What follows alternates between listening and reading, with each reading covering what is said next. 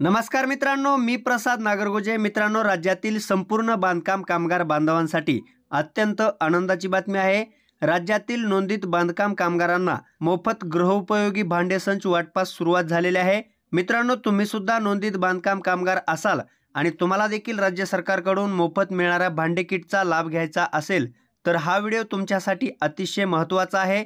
या व्हिडिओच्या माध्यमातून तुम्हाला भांडे किट मिळवण्यासाठी काय करावं लागेल, कोणता अर्ज भरावा लागेल, या किटमध्ये कोणकोणत्या गृहोपयोगी वस्तूंचा समावेश आहे, यासाठी लागणारा अर्ज कुठे मिळेल, याची संपूर्ण सविस्तर माहिती समजवण्याचा मी प्रयत्न करणार आहे, जेणेकरून तुम्हाला कसल्याही एजंटला किंवा दलालाला पैसे देण्याची गरज पडणार नाही आणि ही किट अगदी सोप्या पद्धतीने तुम्हाला मिळवता येईल। त्यासाठी हा व्हिडिओ कुठेही स्किप न करता शेवटपर्यंत नक्की पहा आणि जर तुम्ही माझ्या चॅनलवर नवीन आलेले असाल तर चॅनलला नक्कीच सबस्क्राइब करा।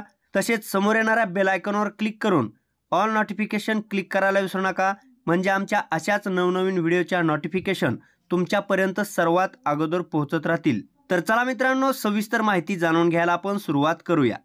तर मित्रांनो, या ठिकाणी पाहू शकता, महाराष्ट्र इमारत व इतर बांधकाम कामगार कल्याणकारी मंडळातील नोंदित बांधकाम कामगार लाभार्थ्यांसाठी गृहोपयोगी वस्तू संच वितरण योजनेस मंजुरी देण्याबाबत महाराष्ट्र शासनाच्या उद्योग ऊर्जा व कामगार विभागामार्फत दिनांक 18 जानेवारी 2021 पासून या योजनेला मंजुरी देण्यात आलेली आहे। मित्रांनो, राज्यातील इमारत व इतर बांधकाम या व्यवसायात काम करणाऱ्या बांधकाम कामगारांना संबंधित आस्थापनेचे काम पूर्णत्वास आल्यावर रोजगारासाठी नवीन बांधकाम जेथे सुरू होते तेथे स्थलांतरित व्हावे लागते। त्या ठिकाणी त्यांना नवीन निवास स्थापन करावा लागतो। त्यासाठी ही योजना राज्य सरकारच्या माध्यमातून सुरू करण्यात आलेली आहे। आता मित्रांनो, या GR वरती या योजनेच्या अटी व शर्ती सुद्धा देण्यात आलेल्या आहेत। या ठिकाणी पाहू शकता, महाराष्ट्र इमारत व इतर बांधकाम कल्याणकारी मंडळांतर्गत नोंदणीकृत असलेला बांधकाम कामगार ज्याची नोंद सक्रिय असेल असा बांधकाम कामगार या योजनेसाठी पात्र असणार आहे। तसेच नोंदित इमारत व इतर बांधकाम कामगार लाभार्थी ज्यांची नोंद सक्रिय आहे यांनी विहित नमुन्यातील मागणी अर्ज प्राधिकृत सहाय्यक कामगार आयुक्त, जिल्हा कार्यकारी अधिकारी, महाराष्ट्र इमारत व इतर बांधकाम कामगार मंडळ किंवा सरकारी कामगार अधिकारी म्हणजेच उपजिल्हा कार्यकारी अधिकारी यांच्याकडे भरून दिल्यानंतर गृहोपयोगी वस्तू संच पुरवण्यात येईल। तर मित्रांनो, लक्षात ठेवा, हा अर्ज तुम्हाला कुठे सादर करायचा आहे याच्याबद्दलची सविस्तर अशी माहिती या ठिकाणी दिलेली आहे।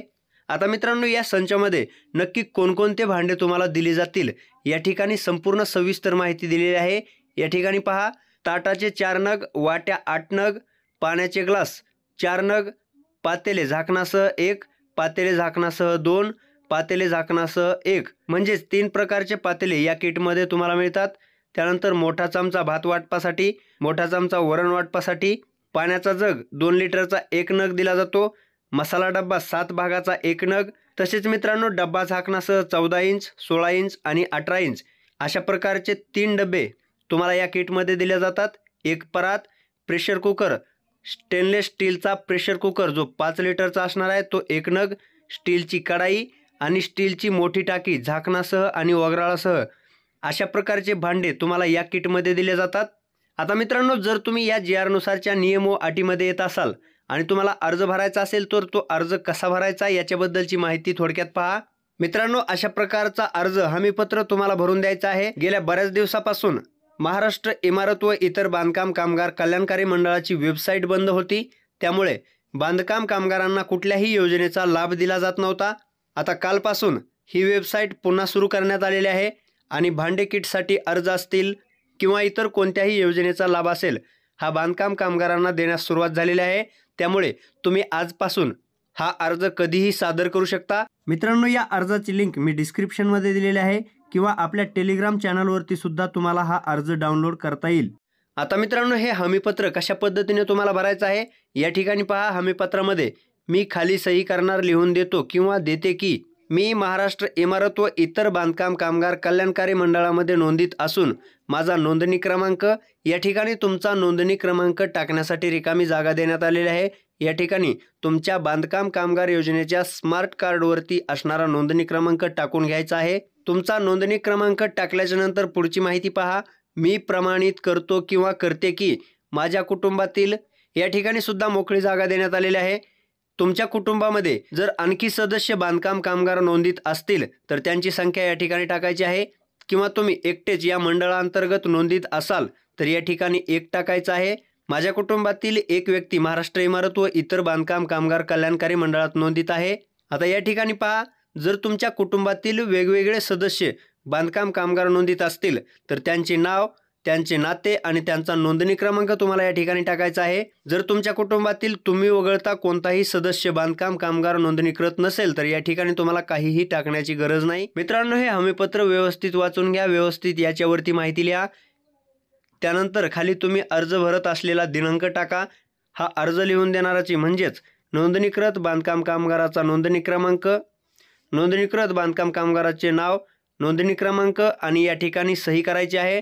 त्याचा मोबाईल नंबर टाकायचा आहे. मित्रांनो, हा अर्ज पूर्णपणे भरल्यानंतर या अर्जासोबत तुमच्या आधार कार्डची झेरॉक्स प्रिंट, तुमच्या बांधकाम कामगार योजनेचे स्मार्ट कार्डची झेरॉक्स प्रिंट आणि हा अर्ज हे 3 कागदपत्र एकत्र करून तुम्हाला WFC कार्यालयामध्ये जायचं आहे आणि हा अर्ज सादर करायचा आहे. त्या ठिकाणी तुमच्या तालुक्यावर किंवा जिल्ह्यावर या किट वाटपाचा कॅम्प लावलेला असेल, त्या कॅम्पच्या माध्यमातून तुम्हाला ही किट उपलब्ध करून दिली जाईल.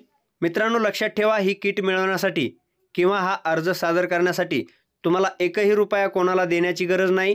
जर एखादा अधिकारी तुम्हाला पैसे मागत असेल तर WFC कार्यालयामध्ये त्याची बिनधास्तपणे तुम्ही तक्रार करू शकता.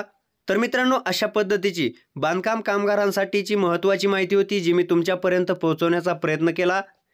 जर तुम्हाला मी दिलेली माहिती आवडली असेल तर माझ्या या व्हिडिओला एक लाईक नक्की करा. तसेच तुमच्या जास्तीत जास्त मित्रांपर्यंत हा व्हिडिओ शेअर करायला विसरू नका. धन्यवाद. जय हिंद, जय महाराष्ट्र.